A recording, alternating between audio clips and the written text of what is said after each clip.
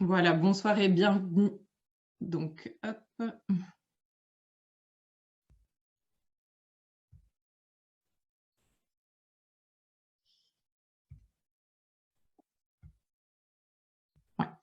Bonsoir et bienvenue à tous. Nous allons pouvoir débuter. Donc, j'ai le grand plaisir de vous accueillir pour cette première rencontre d'éthique organisée par la SFN Junior. Nous y sommes à l'initiative avec le docteur Elsa Mana. Moi-même, je suis neurologue à Lille et nous faisons toutes les deux partie donc, de cette nouvelle entité de la SFN qui s'ouvre aux jeunes neurologues. Comme vous le constatez probablement au quotidien, la neurologie, c'est donc une spécialité qui soulève de nombreuses questions auxquelles nous sommes tous confrontés quotidiennement. Et c'est ce qui nous a poussés à développer ces rencontres pour essayer de se questionner ensemble pour nourrir nos réflexions. Et il s'avère que l'éthique, c'est justement la discipline qui porte ces questionnements-là et qui nous permet de les structurer. Donc, on va rapidement rentrer dans le vif du sujet. Je suis très heureuse de vous accueillir pour cette première rencontre qui porte aujourd'hui sur le consentement dans le contexte de maladies neuroévolutives et tout particulièrement dans les contextes de troubles cognitifs. La première intervention sera réalisée par le docteur Véronique Danel, qui est neurologue responsable du centre de référence SLA de Lille. Elle est spécialisée également en éthique de la santé et en soins palliatifs. Elle va aujourd'hui nous présenter un cas clinique qui permettra de mettre en avant les enjeux soulevés par ces situations. Et puis, nous écouterons l'intervention du professeur Emmanuel Hirsch, qui est professeur d'éthique médicale à l'université Paris-Saclay, qui était anciennement directeur de l'espace éthique d'Île-de-France et qui, depuis janvier 2023, a accepté de relever le défi de prendre la direction de l'éthique du groupe Orpea. Je les remercie tous les deux chaleureusement d'avoir accepté notre invitation. Et sans plus tarder, je vous laisse la parole. Juste avant de te laisser commencer, Véronique, à la suite de ces interventions, vous serez invités chacun et chacune à participer à des groupes de discussion que nous allons former à partir de Zoom. Vous n'aurez rien à faire qu'à vous laisser guider et vous serez envoyés dans des petites salles de discussion de 5 personnes, de 4 à 5 personnes, pour lesquelles où je vous donnerai ensuite une liste de questions auxquelles vous aurez à discuter et à répondre ensemble. Et à la suite de ça, je vous remercierai de préparer une ou deux questions que vous retiendrez pour les poser à nos participants, à nos intervenants. Et vous pourrez utiliser le chat pour les poser. Voilà. Véronique, c'est à toi. Alors, est-ce que mon partage d'écran fonctionne ? Très bien. Merci. Donc, un grand merci à toute l'équipe de la SFN Junior. C'est vraiment une très belle initiative. Toutes mes félicitations pour l'avoir eue. Donc, rentrons vite dans le vif du sujet pour ne pas perdre trop de temps. Donc, je vous propose un cas clinique qui est évidemment un cas vécu. Je travaille au centre SLA, comme Grace vous l'a précisé. C'est un patient atteint d'une SLA. Une dame de 80 ans qui a donc une forme bulbaire de la maladie avec de légères modifications cognitives exécutives, une apathie, mais sans retentissement sur son autonomie à domicile. Avec les manifestations motrices classiques que vous connaissez de la maladie, il y a aussi un hypermétabolisme. Alors, cet hypermétabolisme rend bien compte d'une perte de poids importante au moment du diagnostic, évaluée à 10% de son poids de référence. Alors, elle n'a pas de difficulté de déglutition, elle cuisine, elle a un entourage présent, elle fait des courses, elle n'a pas d'antécédents de troubles du comportement alimentaire. Bon, elle est donc informée au moment du diagnostic à la fois de la maladie et aussi des enjeux de cette perte de poids sur son état général, mais aussi sur sa fonction motrice. Et elle est accompagnée par la diététicienne du centre pour adapter son alimentation, une alimentation enrichie caloriquement et fractionnée pour la rendre supportable. Cependant, aux consultations de suivi, la perte de poids s'aggrave. On reprend les informations sur l'impact de cette perte de poids sur la perte musculaire et sur la fonction motrice. L'accompagnement par la diététicienne est évidemment poursuivi et elle reçoit la prescription de compléments alimentaires. C'est un échec. Elle continue de perdre du poids avec au total 15% de perte de poids, donc 5% sur les derniers 6 mois. Et donc, je lui conseille la mise en place d'une nutrition entérale sur gastrostomie. Je justifie cette indication par l'amélioration du pronostic et de la qualité de vie future que j'en attends. Les modalités de pause et d'utilisation sont expliquées, reprises par la diététicienne, et je demande un bilan respiratoire pour évaluer comment on va la réaliser dans ce contexte de SLA et le cas échéant prévoir la ventilation au masque. Au terme de cette prise en charge, la patiente refuse le bilan car cela implique une hospitalisation, dit-elle, elle ne veut pas être hospitalisée. Elle refuse sans émotion perçue, mais je perçois bien que l'entourage est inquiet par mes explications. Elle est revue une nouvelle fois 3 semaines plus tard, elle perd encore du poids, je m'inquiète, je renouvelle ma proposition en présence de sa famille d'une nutrition entérale sur gastrostomie, elle refuse. Je lui demande pourquoi elle refuse. Et c'est toujours la question que j'utilise. Vous avez certainement de bonnes raisons à ne pas vouloir la gastrostomie, mais pour quelles raisons? Pourquoi non à la gastrostomie? Et elle me répond parce que je mange bien. Donc je ne veux pas pour le moment. Elle m'assure prendre son complément alimentaire, manger beaucoup. Et donc, je la questionne sur comment elle va s'y prendre pour ne plus perdre de poids. Et là, je déclenche plutôt des pleurs. Alors, si j'en reste là, dans une posture de respect de son autonomie, il n'y a pas de GPE, du moins pas pour le moment. Et moi, je suis inquiète qu'elle se décide à un stade de la maladie qui va rendre la mise en place de GPE particulièrement difficile, voire risquée, et sans grand bénéfice sur sa qualité de vie et son pronostic d'une mise en place tardive. Donc, je me pose des questions sur ce refus, comment je peux l'analyser, comment je peux le comprendre. Donc, je vous propose à ce point de ma présentation d'éventuellement poser des questions. Est-ce que vous avez besoin de compléments d'information? Je pense avoir été assez complète, mais ne sait-on jamais.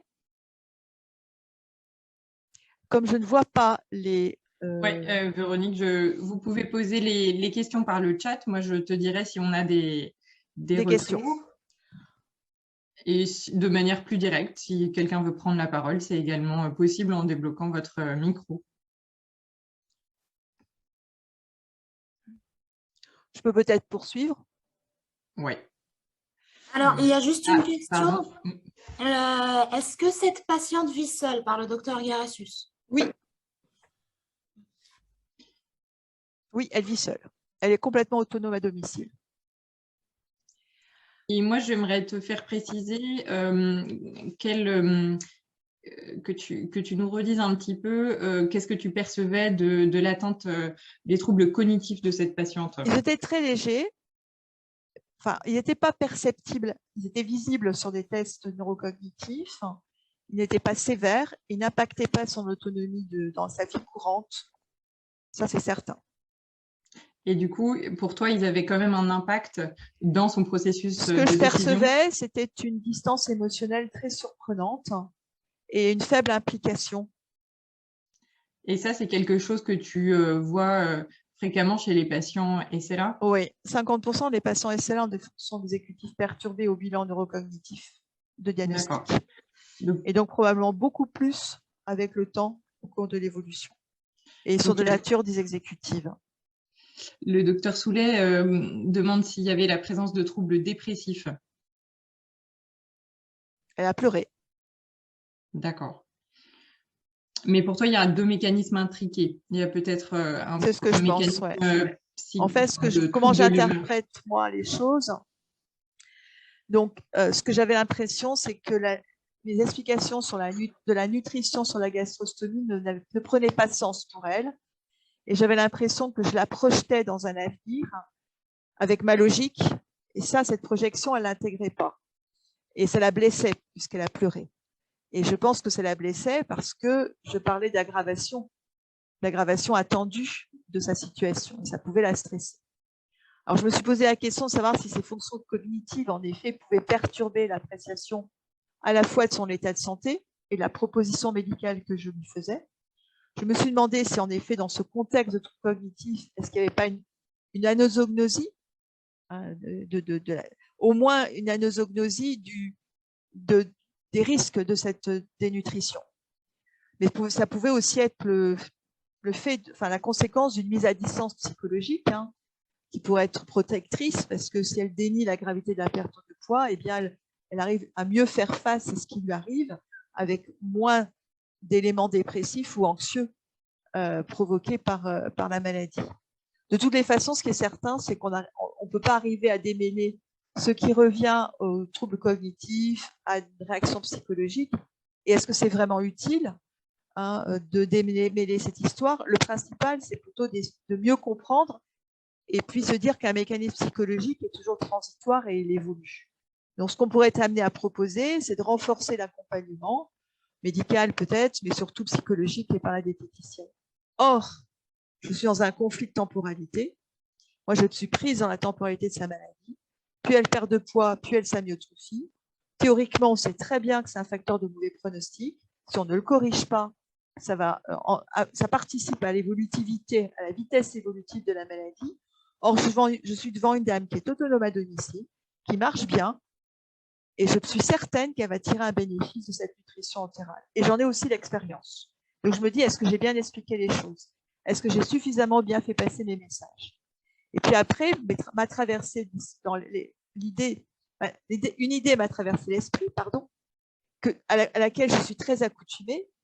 Il y a beaucoup de malades qui refusent des traitements de suppléance de fonctions importantes comme la nutrition ou la respiration parce qu'ils ne veulent rien mettre en œuvre pour prolonger leur vie et que finalement, ce qu'ils préféreraient, c'est décéder. Ils ne veulent pas une aide active à mourir, ils ne veulent pas se suicider, ils n'ont pas des idées suicidaires, mais ils sont dans une posture existentielle qui pose qu'ils ne veulent pas prolonger leur vie. Le problème, c'est qu'elle ne m'a jamais lancé de perche, je n'ai pas eu d'alerte dans ce sens de sa part, et que je ne me vois absolument pas lui poser cette question, ce serait très violent, d'autant plus qu'elle ne pose aucune question sur sa pathologie. Elle a entendu, point barre, on ne va pas plus loin. Elle me semble vivre un jour à la fois, subissant sa pathologie, dans une certaine douleur morale. De plus, la famille est présente. La fin de l'histoire n'est pas tout à fait terminée, bien sûr, parce qu'elle n'a pas encore été gastrostomisée, mais elle va l'être très prochainement. C'est que 3 semaines plus tard, j'apprends de la famille qui envoie un message au secrétariat disant « La malade accepte la gastrostomie, il faut la programmer ». Moi, je ne sais pas ce qu'il a décidé, elle ne le dit pas, mais selon la famille, elle accepte à contre-cœur. Voilà. Voilà ce que je peux dire de cette observation. Donc, moi, j'ai beaucoup de questions. D'abord, que recouvre le principe du consentement?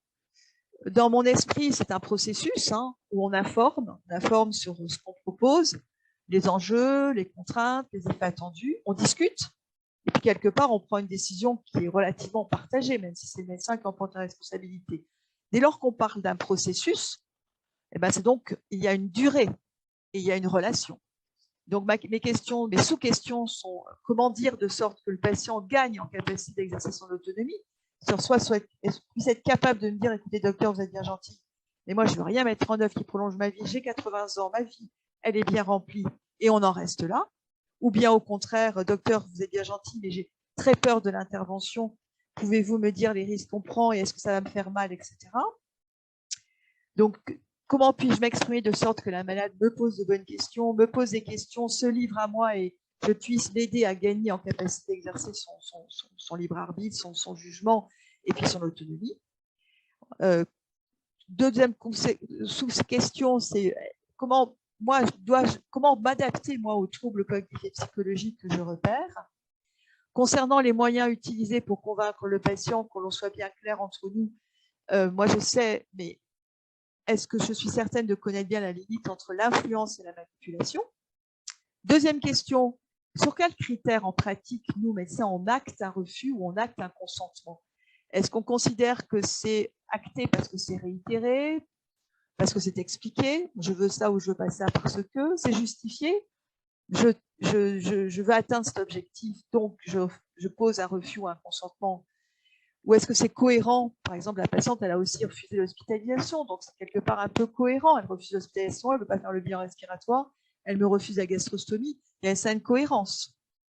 Et deuxième sous-question, est-ce que nous sommes plus exigeants en ce qui concerne un consentement quand il s'agit d'un traitement invasif que lorsqu'il s'agit d'un traitement non invasif. Ça mérite d'être souligné. Bon. Et troisième question, le consentement est-il le seul processus pour décider d'un traitement? Et là, quelle est la place qu'on peut donner aux proches, éventuellement à la collégialité en équipe médicale et paramédicale? Donc voilà mes questions. Voilà, je pose ces questions. J'attends des éclaircissements. Je pense qu'on peut...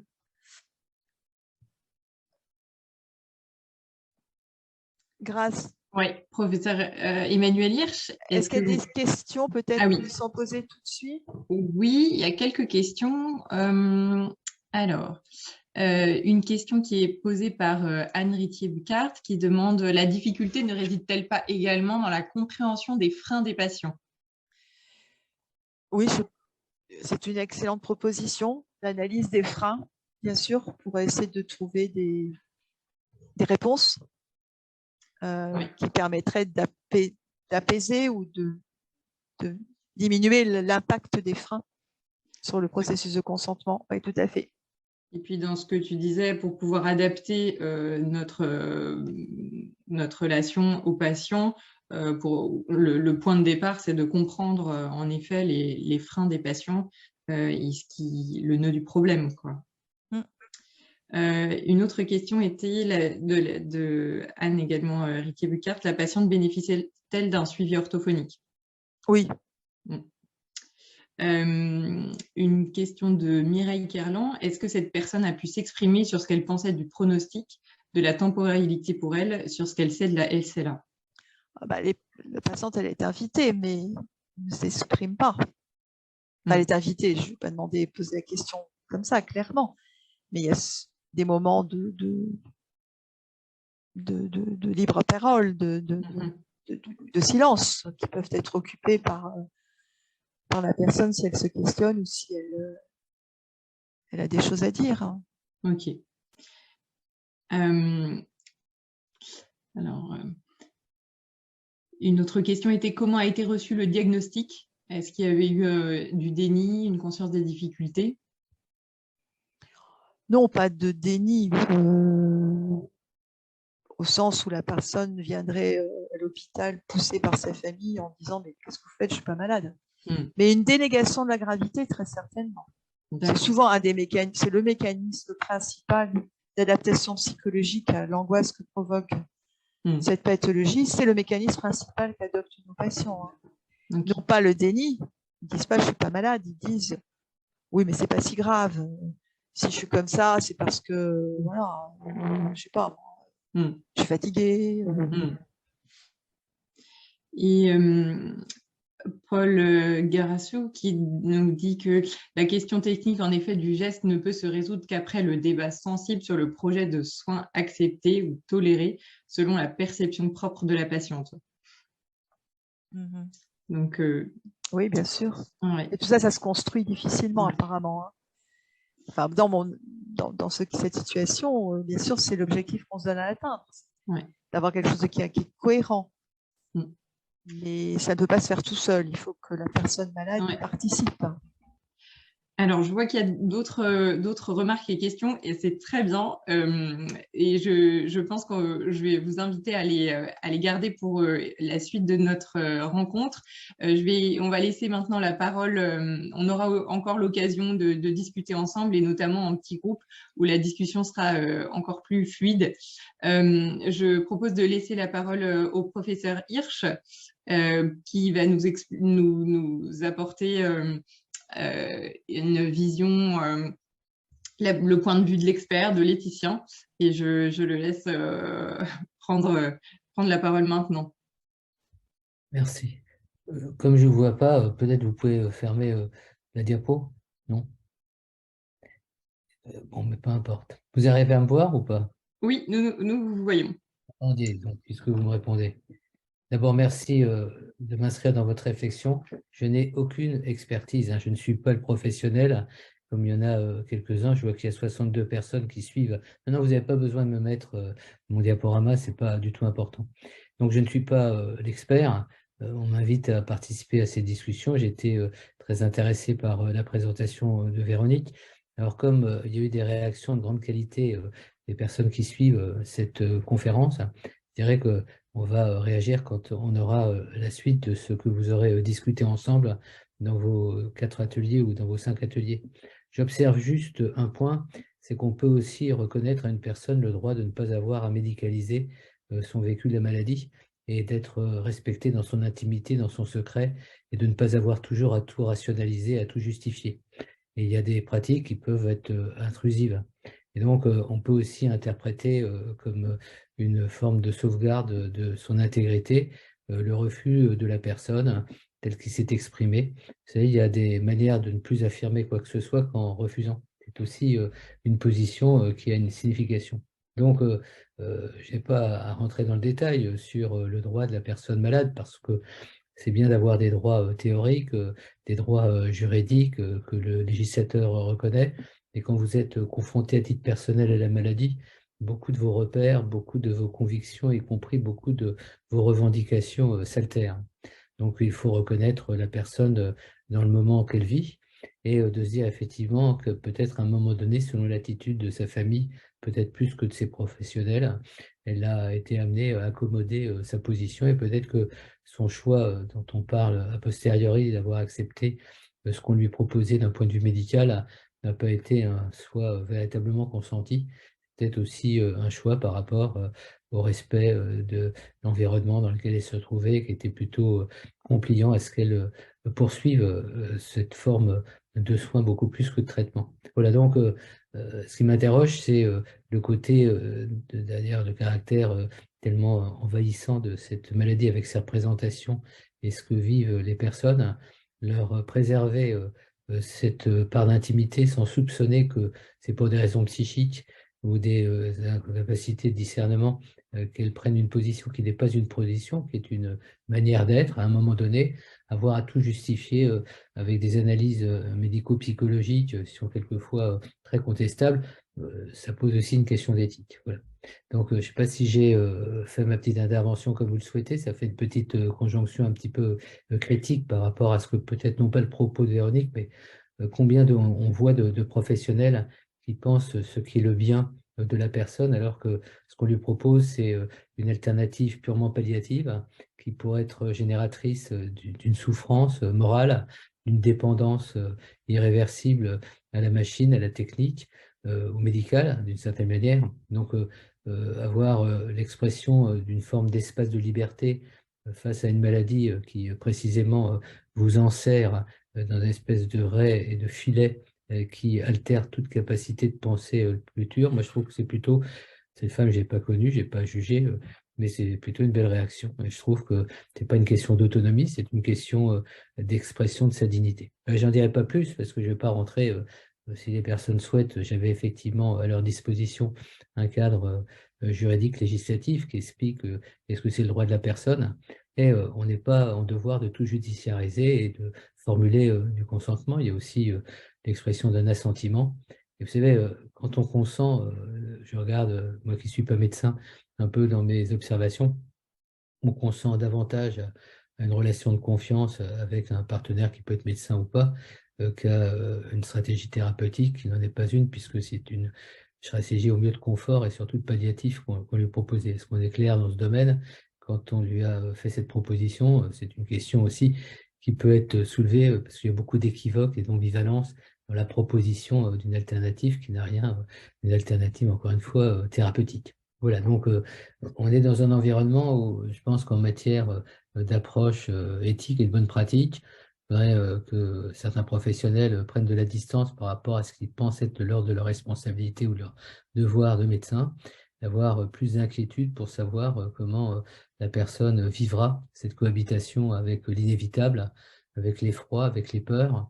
Et ce n'est pas la dogmatique de la signature d'un consentement ou de s'interroger si la personne peut ou pas consentir qui est l'élément déterminant. Se posent d'autres questions qu'on ne va pas aborder maintenant sur la possibilité d'anticiper un certain nombre de décisions a priori, alors qu'on voit que quand la réalité est là, c'est-à-dire dans l'instant présent, les convictions du passé peuvent être totalement remises en cause et qu'on est très, très, très dépendant d'un environnement, qui est un environnement humain, social, quand l'environnement médical est trop, à mon avis, prenant On peut surmédicaliser, y compris une personne atteinte de sclérose latérale amyotrophique, alors qu'on n'a pas de traitement à lui proposer. C'est vraiment des questions d'équilibre et de justesse qui se posent. Voilà ce que j'aurais dit d'une manière un peu rapide.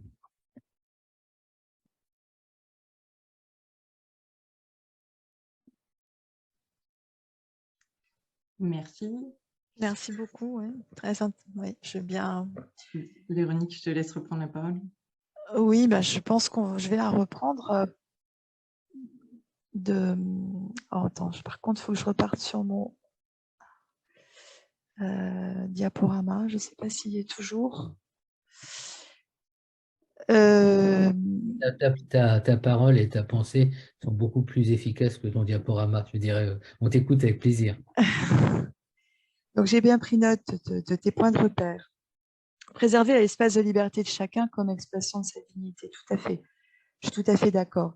La difficulté que nous rencontrons, nous, en pratique, c'est que dans le cas que je présente, la personne est dans le refus, certes, mais dans un refus, pas pour le moment. Et tout est dans ce détail. C'est pas l'expression de dire, écoutez, vous êtes bien gentil, docteur. Voilà, moi je peux pas. On en reste là sur ces traitements qui ne me conviennent pas. Non, c'est dans le pas pour le moment. C'est vraiment toute la difficulté tient là-dedans. Nous sommes dans une situation en déséquilibre parce que c'est pas pour le moment, mais c'est pas non et c'est pas oui. Et c'est ce pas pour le moment qu'il faut qu'on comprenne. Qu'est-ce qui fait que elle est tellement en déséquilibre par les questions que je lui pose qu'elle n'est pas en capacité de dire oui, elle n'est pas en capacité de dire non. Et pourtant, nous, il faut que l'on puisse apporter une solution au problème posé. Elle n'est pas bien, elle perd du poids, et il y a une action à donner qui est bénéfique dans ce que nous en pensons, vis-à-vis de laquelle elle ne, c'est pas pour le moment. C'est très dans le déséquilibre. C'est parce que tu te fais une idée très rigoriste de ta fonction. Moi, je pense que si ce n'est pas pour le moment, c'est parce qu'il y a aussi, selon l'expression du philosophe Emmanuel Levinas, des décisions inassumables. C'est-à-dire qu'on ne peut pas assumer. Et ce n'est pas en précipitant le mouvement, en disant on va perdre des chances, surtout quand c'est l'évolution quasiment terminale d'une essai là. Alors, j'ai bien compris que, et tu l'as très très bien dit, qu'il y a la qualité de la vie, qu'on peut lui proposer un projet de soins, un projet d'accompagnement qui va lui permettre de mener une existence relationnelle et confortable. C'est ce que tu as dit, en tous les cas, ça peut être un argument en faveur de ton impatience à ce qu'elle prenne plutôt une décision et que de préférence, elle soit plutôt favorable. Mais il faut comprendre que la décision, c'est quelquefois aussi l'indécision. C'est-à-dire des décisions qui sont difficiles à prendre. Entre la tristesse et le désespoir, la distance est quelquefois infinitésimale. Donc, là où je comprends aussi, encore une fois, je ne suis pas médecin, et dans ma prochaine réincarnation, quand je serai neurologue, je me rappellerai de notre conversation pour dire, je comprends que dans ton éthique de médecin, et j'allais dire de femme, d'humain en quelque sorte, tu as à cœur d'apporter le meilleur, en tout cas ce qui te semble être le préférable à cette personne. Et ça, je le comprends parfaitement, d'autant plus qu'avec ton expertise, tu sais à quoi la confronte le fait de ne pas accéder à cette proposition en termes de perte de chance, de pouvoir bénéficier d'encore quelques bons moments. Donc tout ça, je l'ai mis en équation. Uniquement, à un moment donné, moi, je ne suis pas un obsessionnel de l'autonomie, puisque pour moi, l'autonomie, c'est très théorique et qu'on est toujours interdépendant. Et qu'on voit que le soin, c'est une relation de synthèse, une alliance qui se construit, et que quelquefois, le soignant dira des choses à une personne qui ne dira pas une autre, proposera une chose à une personne qui ne proposera pas une autre. Et de la même manière, la personne malade acceptera une proposition qu'elle te fera, que tu lui feras, qu'elle n'acceptera pas. Donc, rien n'est, j'allais dire, cadré d'une manière systématique. Et tout est, j'allais dire, dans une approche qui est faite d'humanité, de subjectivité, d'aléa. Rien n'est parfait d'absolu. C'est pour ça que je me permettais juste cette entagne ou cette entame dans notre discussion, de dire que, après tout, si dans l'instant présent, cette personne est en capacité que d'exprimer son refus, c'est aussi une manière d'exprimer un sentiment, un ressentiment, une attitude, un comportement, une incapacité de, enfin tout ce que tu comprends mieux que moi parce que tu as plus cette expérience. Et je pense qu'avec ton expertise et au cas par cas, tu sauras être plus ou moins insistante, tu sauras éventuellement plus ou moins intervenir en relais au niveau de la famille. Enfin, je veux dire, ça c'est un savoir que tu vas, j'allais dire, conjuguer avec la réalité de cette situation et ton expérience, parce que malheureusement ou heureusement, tu as quand même une grande expérience de cette maladie. Donc, qu'on ne prenne pas mon propos comme un propos radicaliste ou d'une autorité. Je cherche juste dans notre discussion, c'est le respect que j'ai pour toi, et surtout que tu es une vraie spécialiste de l'éthique. Tu as étudié ces questions dans la minutie. Et la différence entre toi et moi, c'est que toi, tu es sur le terrain. Moi, je suis là devant mon écran. Toi, tout à l'heure ou demain, tu seras nouveau vers ce type de situation avec des personnes humaines, avec un regard, une attente, une espérance, et tous les souvenirs, toute la culture que tu as de ce qui s'est passé hier, qui a peut-être pas tout à fait bien marché, ou qui a au contraire bien marché, t'incite à être encore plus insistant. Donc, je dis aux personnes qui m'écoutent, vous m'écoutez comme débatteur, pas Tout à fait. Mais je te remercie comme contradicteur. je te remercie pour tes propos. Pour mettre de l'épaisseur à quelque chose qui, malheureusement, est plus complexe, mais ce n'est pas parce qu'on dit que c'est plus complexe que la réponse du médecin, à un moment donné, quelle qu'elle soit, ne sera pas la bonne réponse. C'est pour ça que l'éthique ne peut pas être prescriptive et elle ne peut pas être critique dans le sens de dire c'est ceci et cela, surtout, et je termine sur ce point, que ce qui va être visé, c'est le préférable. C'est-à-dire le préférable à un moment donné, en anticipant une situation dont on sait a priori qu'elle va s'altérer progressivement. Et moi, personnellement, si j'avais été à ta place, Véronique, j'aurais été très insistant. Pas pour me dédouaner d'une responsabilité en disant « je ne l'ai pas convaincu », mais parce que je pense que tu penses que sa cause, son intérêt, l'intérêt aussi de ses proches, c'était qu'elle vive le moins mal possible et que tu lui proposais dans ton arsenal une alternative qui était pour toi totalement recevable. Je te remercie beaucoup pour ces propos. Je pense qu'ils mettent vraiment en lumière non pas la finalité, parce que qu'elle est acceptée ou non, ce n'est pas vraiment le sujet principal de notre atelier, notre discussion. Ce n'est pas sur la finalité qu'on va juger que l'action est bonne.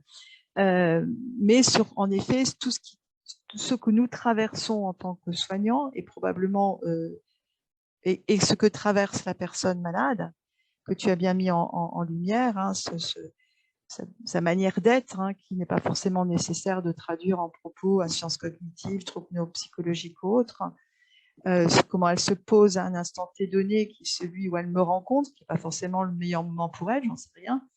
Bon, c'est ça qu'on interroge en ce moment, qu'on va discuter entre nous. C'est plus cela que la finalité, qu'elle est acceptée. Je suis assez heureuse qu'elle l'ait fait parce que je serais persuadée qu'étant capable d'une autonomie complète à domicile, marchant bien, il ne fallait pas qu'elle se laisse prendre les pieds en tapis, sauf si, évidemment, elle ne souhaitait rien faire pour vivre plus longtemps. Mais pour nous, médecins, c'est assez compliqué à analyser. On oscille. Ce que je trouve important dans ta présentation, c'est que malgré tout, même si tu étais intérieurement impatiente, j'allais dire professionnellement impatiente par rapport à la compétence qui mobilisait cette capacité de lui mettre à disposition une suppléance, je pense que la notion de temporalité, elle est extraordinairement importante. Tu l'as dit, le consentement, c'est une dynamique, ça se construit avec des va-et-vient, avec des incertitudes. Mais ce que je trouve peut-être à retenir quand même dans ce que tu as dit, c'est qu'au bout d'un certain temps, peut-être pour toi que c'est trop de temps, mais pour moi, c'est un temps qui a construit quelque chose. Peut-être qu'elle a adhéré, encore une fois, on ne sait pas quels sont les facteurs qui auraient été déterminants, elle a adhéré à quelque chose qu'elle pouvait revendiquer comme son libre choix. Encore une fois, c'est ça que j'ai trouvé intéressant, c'est-à-dire qu'avec la SLA, on est souvent avec une évolutivité rapide. Là, on avait l'impression qu'il y avait un plateau un peu, non pas de calme, mais où il y avait encore quelque chose qui se jouait et qui justifiait ta proposition d'un point de vue que c'était pas vain, d'une certaine manière. Et j'insiste sur le fait, ce qui m'a plu dans ce que tu as dit, effectivement, peut-être que c'est trop de temps, c'est-à-dire ce que tu prends comme de l'hésitation, c'est peut-être aussi un temps de maturation, sachant, et c'est quand même à prendre en considération, que c'était peut-être la dernière décision vitale qu'elle serait amenée à prendre pour elle. C'est-à-dire que là, ce qui se jouait malgré tout, c'est une décision vitale, c'est-à-dire cruciale, qui allait déterminer le peu de capacité de projection dans un avenir. Et c'est là où il y a des décisions qui sont d'une densité différenciée. Là, tu avais une décision vitale. C'est stop ou encore, hein, je résume la situation. Et on voit à quel point, surtout quand on sait ce que peut être l'éprouvé de la sclérose latérale amyotrophique, on voit à quel point il se jouait, j'imagine, dans son intimité, dans son intériorité, des dilemmes, j'allais dire, quelquefois solitaires, parce que quel que soit l'environnement, c'est seul qu'on est amené à prendre en compte des situations aussi complexes. On n'a aucune intelligence de ces situations pour dire ce qu'est le bien et le mal. Et à un moment donné, je pense que ton attitude de médecin liée à l'environnement, donc on n'en parle pas d'environnement, mais dans lequel elle se trouvait, a fait qu'en toute confiance, elle a dit le préférable, c'est ce qu'on préfère. Voilà, je voulais dire, et je termine sur ce point, que la notion de temporalité, effectivement, est quelque chose de difficile à vivre quand on a l'impression qu'il y a urgence à agir. Et effectivement, se donner le temps pour soi et pour les autres, et puis se donner, et je termine sur ce point, le temps de la réflexion après. C'est-à-dire, je trouve très important que votre société savante de junior neurologie, je suis très content d'y participer, se donne, qu'il y a autant, et j'ai vu dans les premières réactions que c'est tout à fait impressionnant, la réactivité et les questions que les uns et les autres posent, donc les pensées qu'ils échangent. Je pense qu'il faut se donner le temps de la pensée a posteriori aussi. Merci beaucoup pour vos interventions. En effet, la discussion et le chat confirment qu'il y a beaucoup de réactions à vos interventions qui rejoignent probablement beaucoup nos participants. Je retiens de vos échanges sur ce cas clinique ce temps de l'indécision du patient comme l'expression de l'unicité de cette patiente, de son soi qui s'exprime très fortement et que vous faites ressortir et que nous devons reconnaître comme une situation éventuellement inconfortable pour le médecin. Et ça, je pense que c'est également essentiel de laisser la place à ce que nous vivons comme médecins dans ce genre de situation et le prendre en compte, ne pas le mettre sous le tapis pour pouvoir avancer dans ce genre de réflexion. J'ai évidemment aussi beaucoup apprécié cette réflexion autour de la temporalité, mais en effet qui vient comme souvent parfois en contradiction et qui vient s'immiscer comme un grain de sable dans la machinerie dans laquelle on aimerait se lancer, nous, comme médecins. Je vous propose de lancer dès maintenant les petits groupes de réflexion parce que je pense qu'on a chacun et chacune beaucoup de choses à se dire. Donc, laissez-vous faire. On vous envoie dans des petits groupes dans quelques instants.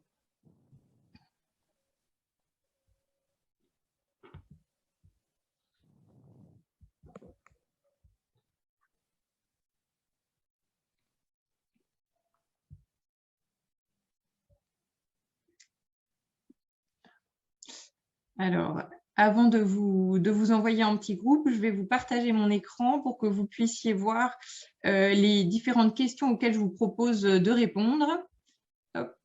Est-ce que vous voyez bien mon écran? Oui. Très bien. Hop.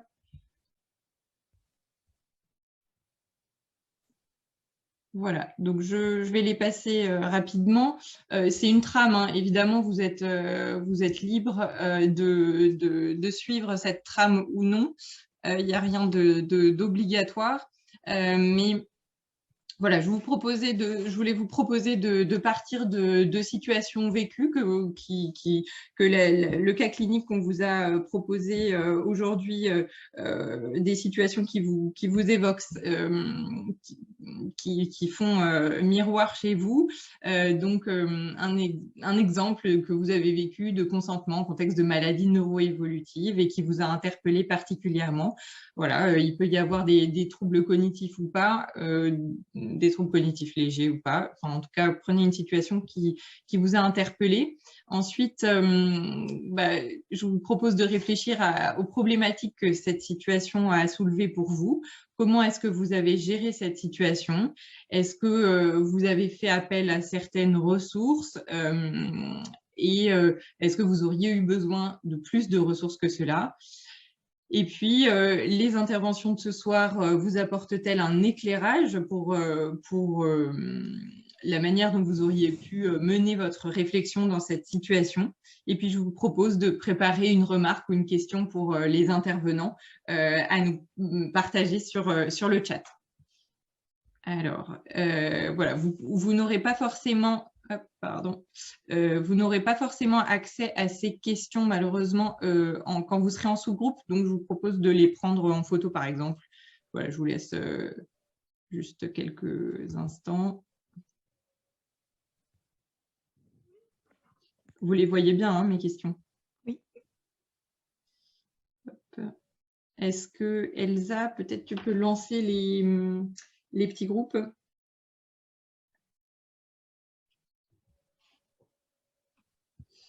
J'ai pré... Alors, attends. Est-ce que vous avez eu chacun assez de temps pour prendre les photos? OK. Voilà, vous allez être tous répartis en petits groupes. À tout à l'heure. Vous avez 20 minutes de discussion.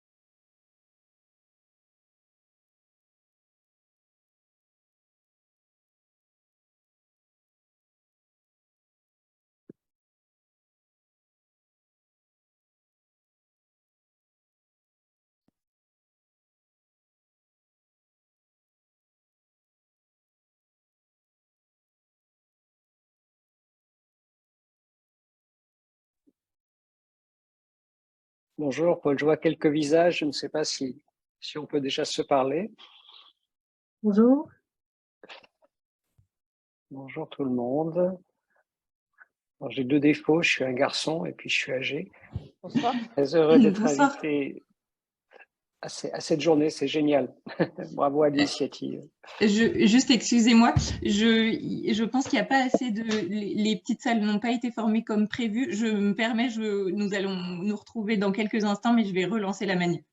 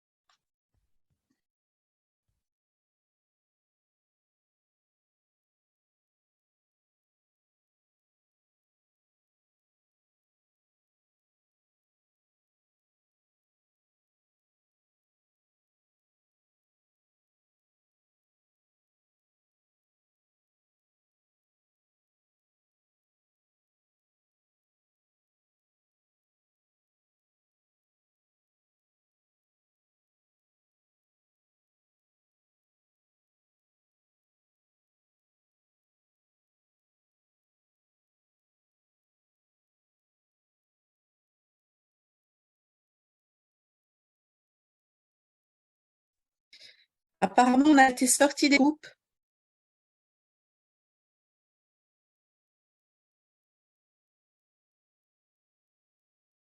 Grâce, on ne vous entend pas. Oui, vous êtes en muté. Ah. Voilà, vous allez tous partir dans des petits groupes de 5.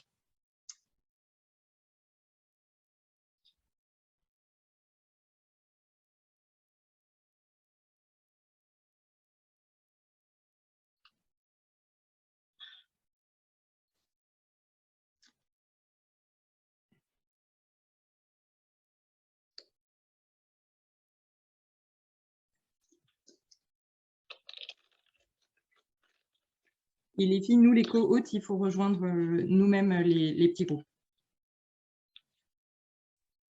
Bonsoir. Bonsoir.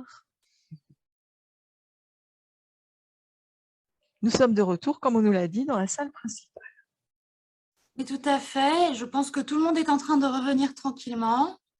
J'espère que les échanges ont été riches. Très sympa en tout cas. Très, très bien. Ben, Donc, il y a eu 8 salles. Donc, à peu près, il y avait 3 à 5 personnes dans chacune des salles. Grace, je te laisse reprendre la main. Oui, oh là, bah, moi je suis écoutez, perdue, moi. ouais, on a eu chacun, je pense, des expériences différentes et du coup, c'est l'occasion là de mettre en commun. Donc, je vous invite à partager peut-être les quelques idées clés qui ont été partagées dans vos groupes. Et c'est pas question de refaire le petit groupe, mais si vous voulez partager certaines remarques ou bien questions que vous avez à poser à Véronique Danel, je sais pas si. Oui, je suis là. Oui, Emmanuel Hirsch est avec nous.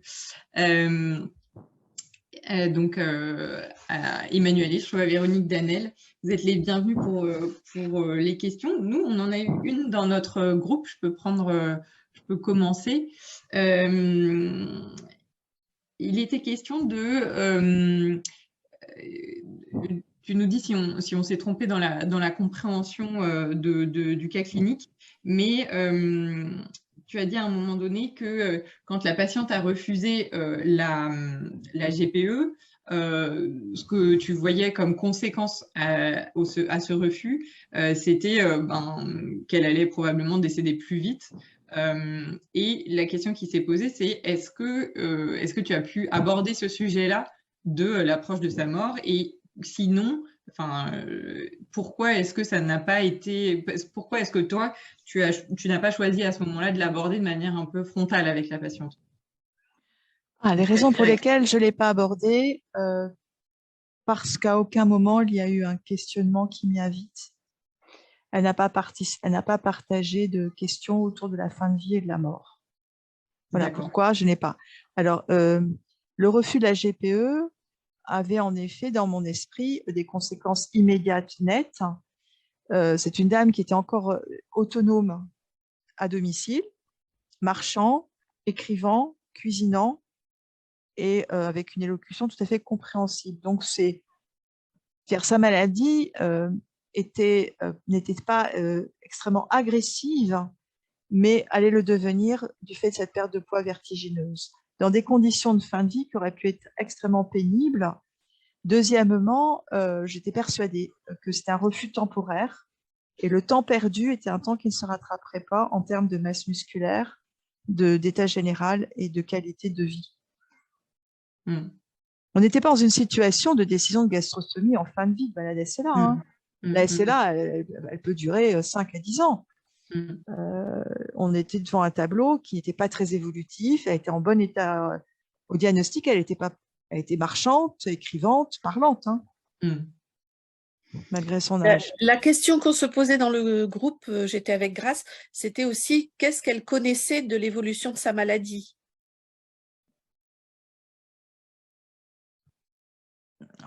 Je ne peux pas répondre pour elle. Hein. Je ne peux pas refaire l'entretien, les entretiens qui... Elle a été informée sur sa maladie et j'ai répondu à ses questions. C'est la seule chose que je peux répondre. Il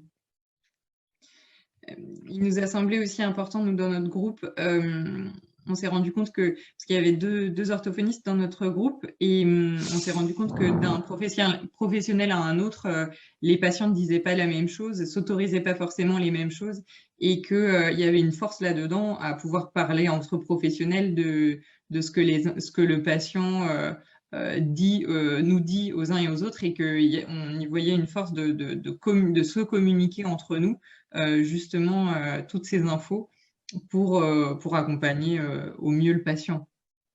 C'est, je pense, une des clés, une des grandes clés pour, en effet, améliorer le processus de consentement, c'est de faire intervenir des tiers. Ça a été souligné dans notre atelier par une interne en neuro qui avait fait l'expérience de faire partie d'une équipe mobile de soins palliatifs dans sa formation d'interne, intervenant en neurologie au titre d'équipe mobile de soins palliatifs, et l'expérience d'être interne en neurologie, donc dans le service de neurologie. Et elle nous a dit que les patients ne posent pas les mêmes questions, n'ont pas du tout les mêmes attentes à un instant T donné, devant l'équipe de mobile de soins palliatifs ou devant l'équipe de neurologie. Leur posture, leurs attentes, leurs questionnements, les échanges qu'ils ont sont très différents selon la personne à laquelle ils s'adressent, qu'elle soit estampillée équipe de soins palliatifs ou médecin de neurologie. Et donc, c'est important, en effet, de pouvoir faire une équipe et d'échanger pour avoir une meilleure connaissance du patient. En effet, c'est une des clés. Puis il y a aussi si je peux me permettre, Anne, Bien sûr. il y a aussi la redondance, enfin, le rendez-vous avec le médecin spécialiste, il est une fois tous les 6 mois. Enfin, je sais pas à quelle fréquence vous voyez vos patients, mais moi, les patients qui sont suivis à la consultation SLA à Paris, ils y vont une fois tous les 6 mois à peu près. Nous, on ne fonctionne pas du tout pareil. On fonctionne quasiment tous les mois. J'appelle ça chauffe, c'est-à-dire perte de poids, dyspnée. Et au minimum, c'est 3 mois. Au maximum, c'est 3 mois le délai entre 2 consultes. D'accord. Parce que justement, nous, enfin, moi, j'ai là, en cours de suivi, une patiente SLA où on a eu un souci. Voilà, après, voilà, le médecin qui la suivait a été en congé maternité et ça a été justement au moment critique où la patiente s'est rendue compte que oui, il valait mieux pas attendre le dernier moment pour poser la gastro. Et du coup, après, on a eu un vide et là, ça a été la vraie dégringolade avec des décisions d'urgence du médecin traitant qui l'a mis sous sonde nasogastrique, le temps que la GEP soit posée. Elle a été faite en urgence, donc voilà. Oui. C'est ce qui a été aussi mis en lumière dans l'atelier auquel j'ai participé, à savoir le praticien a à la fois une connaissance, à savoir que, on va dire théoriquement, la gastrostomie dans la SLA, pour obtenir le meilleur résultat sur la qualité de vie et le pronostic vital, doit être posée précocement. Les études les plus récentes montrent qu'en effet, ça allonge la survie et ça améliore la qualité de vie. Donc voilà le corpus théorique. Le corpus d'expérience, c'est ce que vous venez d'exprimer très clairement, c'est que la majorité des malades qui refusent la demande, au final, dans une situation d'urgence, de situation catastrophique, et dans ces situations catastrophiques de patients dénutris, un sang respiratoire, c'est nous qui nous posons la question du caractère raisonnable, parce que l'on sait que ça n'aura pas d'effet sur le pronostic et même ça va possiblement aggraver la qualité de vie, mais à la fois on est pris dans une logique extrêmement bouleversante, qui est qu'on vendait, entre guillemets, excusez-moi l'expression, mais ça porte de la puissance à mon propos, cette gastrostomie à un stade précoce qui était refusée, et là on va devoir faire volte-face, mais on ne va pas pouvoir le faire facilement, en tout cas c'est extrêmement désagréable, parfois on ne le fait pas pour des raisons de bienfaisance, puisque la patiente maintenant dit « sauvez-moi, sauvez-moi docteur », on ne va pas lui refuser quelque chose qui est entendu comme un sauvetage, donc c'est quelque chose d'inconfortable. Et dans l'atelier, ce caractère très inconfortable du soignant a été mis en lumière aussi par une orthophoniste, à savoir que dans une situation où elle propose un plan de soins adapté, écologique, consenti par le patient, et qu'ensuite elle voit qu'il n'est pas compliant, son premier réflexe, c'est de se dire « mais qu'est-ce que j'ai mal fait ? Est-ce que je remets en question ma clinique? Je remets en question ma performance? Où est l'erreur ?» Il y a quelque chose qu'on ne comprend pas. Ça a été exactement mot pour mot, n'est-ce pas Juliette, ce qu'on s'est dit dans notre atelier là. Vous voyez, vous mettez exactement les mots sur le ressenti. Voilà. Donc le bien n'est pas à chercher dans le résultat. Le bien, il est à chercher dans comment procède-t-on pour réaliser ce processus de consentement de la façon la plus respectueuse, mais aussi la plus efficace dans ce qui nous est demandé. Après, nous, voilà, si le patient ne veut pas ou ne demande rien, c'est un autre sujet. Voilà. On a des questions des autres salles. Alors, je lis la question de la salle 4. Ouais, ça rejoint la discussion qu'on est en train d'avoir. Comment faire prendre conscience de la gravité et du caractère mortel sans être maltraitant, sachant que pour prendre ces décisions de façon éclairée, on souhaite que le message soit bien reçu par le patient. C'est encore à moi que s'adresse la question. Oui. Je pense que je crois que c'est un faux problème, sincèrement. D'abord, est-ce qu'on attend d'un patient qui nous dise « Ne vous inquiétez pas, docteur, j'ai bien compris que je vais en mourir. Ne vous inquiétez pas, j'ai bien compris. » Non, les choses ne se jouent pas comme ça du tout. Et puis, je ne vais pas aller vérifier que le patient sait que la maladie est grave. Ce qui m'intéresse, c'est comment est-ce que c'est grave pour lui ou c'est pas grave pour lui? C'est ça l'important. Puisque moi, je ne suis pas interrogée comme un professeur d'école, est-ce que mon patient a bien appris sa leçon? Non. Moi, je suis interrogée en tant que médecin. C'est donc, est-ce que je réponds bien à la souffrance ou aux plaintes ou au désir du patient? Le patient qui désire un pronostic, il va me le demander. Je vais lui expliquer ce que je sais et ce que je ne sais pas, et y compris ouvrir la porte de l'incertitude. Hein.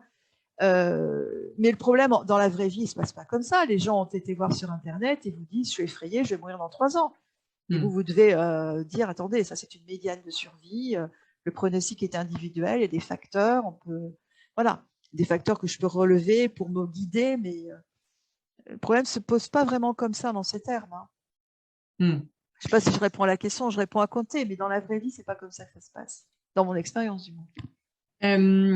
Il y a également une question qui a été posée que j'adresserai peut-être au professeur Hirsch. Est-ce que vous pouvez débloquer votre micro peut-être? Donc, la question se pose autour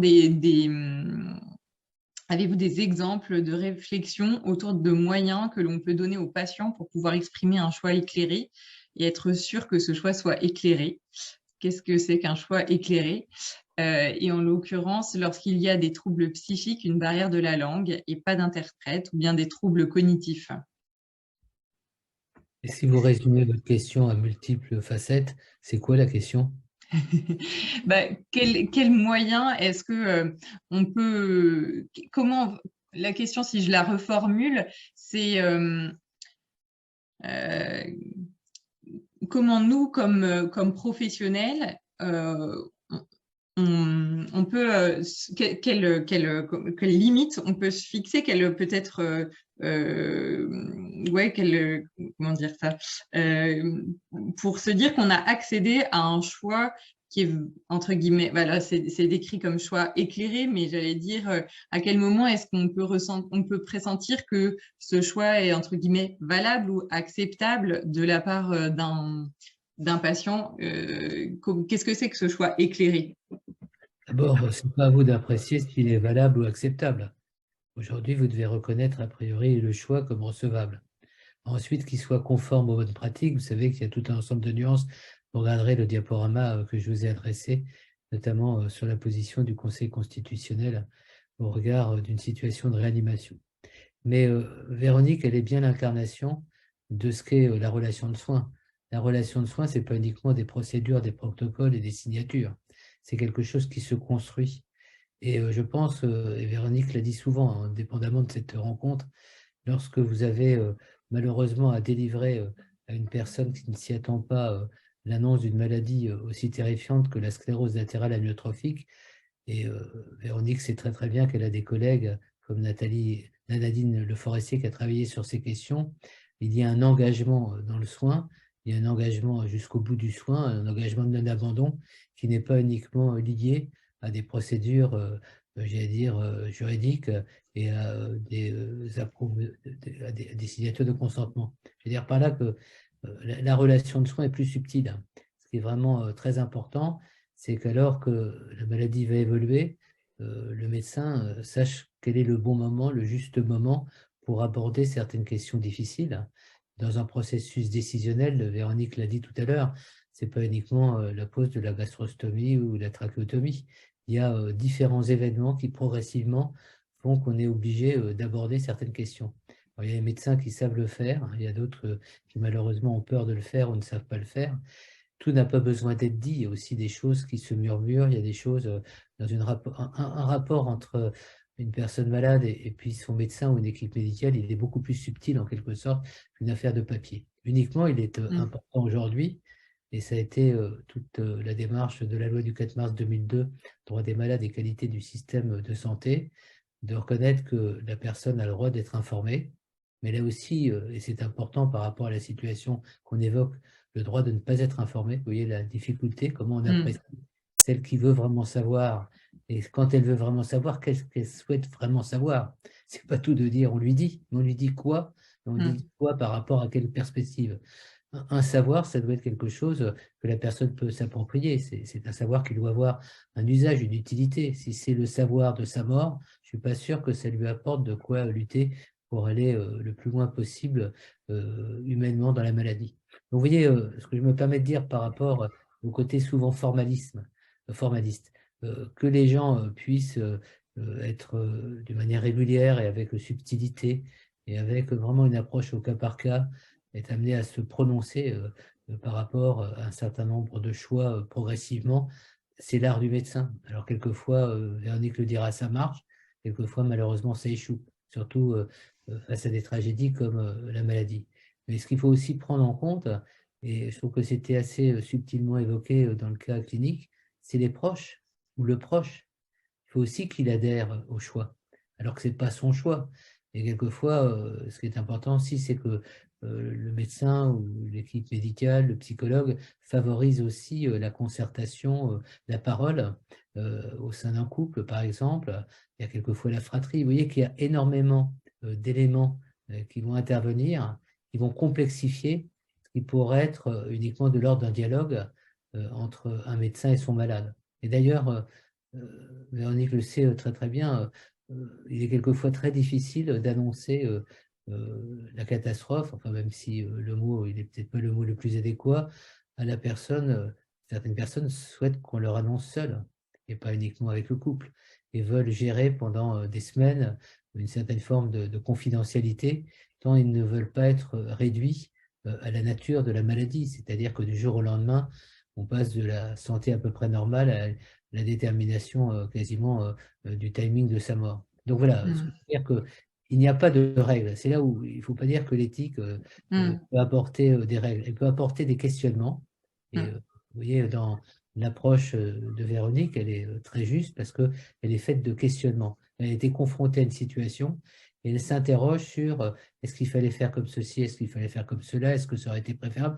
Et malheureusement, il n'y aura pas de bonne réponse parce qu'on n'est pas dans un monde idéal. Voilà. Et c'est ce qu'on appelle les dilemmes éthiques, c'est-à-dire est-ce qu'on contraint, est-ce qu'on ne contraint pas. Mais ce que je vous dis, Véronique disait dans son intervention liminaire qu'effectivement on peut s'interroger sur les capacités décisionnelles de certaines personnes atteintes de maladies neuroévolutives, même si ce n'est pas au sens propre des maladies neurocognitives. J'ai entendu à plusieurs reprises, y compris pour des personnes atteintes de maladie de Parkinson, de dire qu'à un stade évolué, leur faculté de discernement peut être remise en cause. Moi, je dis il faut avoir déjà un préjugé de compétence, c'est-à-dire que peut-être qu'elle n'a pas toutes ses facultés de jugement, mais elle a une compétence, une dignité, une autorité qui doit être reconnue. Je n'aurais pas la même approche pour une personne évoluée dans une maladie d'Alzheimer, pour prendre en considération, puisque vous êtes neurologue, et qui est totalement amputée de sa capacité de discernement, en tous les cas d'expressivité de ce qu'elle souhaite. Et c'est là, et je termine sur ce point, où je l'ai appris auprès de neurologues, mais pas que de neurologues, vous voyez, quand on est dans des situations d'hésitation comme celle qui a été évoquée par Véronique tout à l'heure, je pense qu'essayer de reprendre ce qu'était la personne avant qu'elle soit malade, quels étaient ses goûts, ses attachements, est-ce que c'était une personne qui était très engagée, est-ce qu'elle était volontariste, est-ce qu'elle était plutôt une inquiète, enfin le profil, les valeurs auxquelles la personne était attachée peut contribuer, me semble-t-il, à mieux situer jusqu'à quel point on lui propose ceci plutôt que cela. C'est-à-dire la prendre dans son histoire.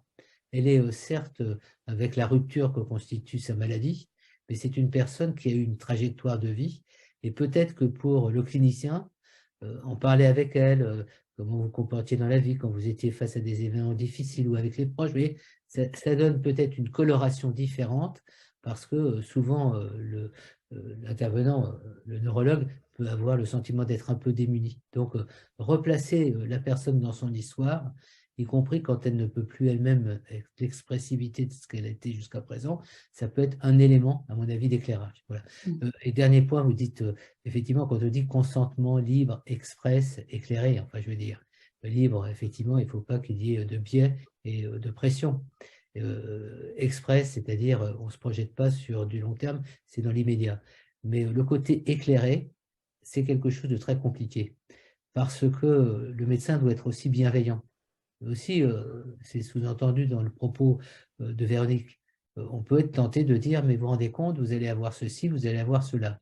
Et je pense que la bienveillance, quelquefois, incite certains médecins à préserver la personne dans une forme, entre guillemets, de quiétude, alors que sa tentation, pour la précipiter un peu, ça serait peut-être de dramatiser le trait. Donc, vous voyez à quel point on est dans des situations complexes qui sont difficilement généralisables, et c'est pourquoi, et ça a été sous-entendu dans le propos de Véronique, le tête-à-tête, c'est quelque chose d'important dans la relation, mais le retour en équipe, c'est-à-dire d'avoir ensuite des éclairages pluridisciplinaires, collégiaux, avoir le sentiment du psychologue, même si l'interlocuteur, par nature, c'est le médecin, c'est lui le partenaire, le co-décideur, mais pour le médecin, avoir la possibilité aussi de s'en remettre à une certaine forme d'arbitrage ou de diagnostic ou d'éclairage externe, je pense que c'est aussi important que pour la personne de pouvoir avoir une personne de confiance, un confident, quelqu'un avec qui elle partage, voire avec qui elle prépare la conversation qu'elle aura avec le médecin.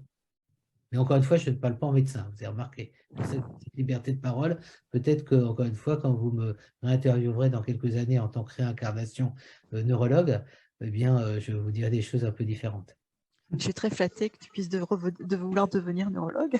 Je ne sais pas si j'en aurai la capacité, parce que c'est Certainement, extrêmement ingrat. n'exagérons pas. Non, mais c'est une discipline extrêmement ingrate. Mais tu en as envie, en tout cas.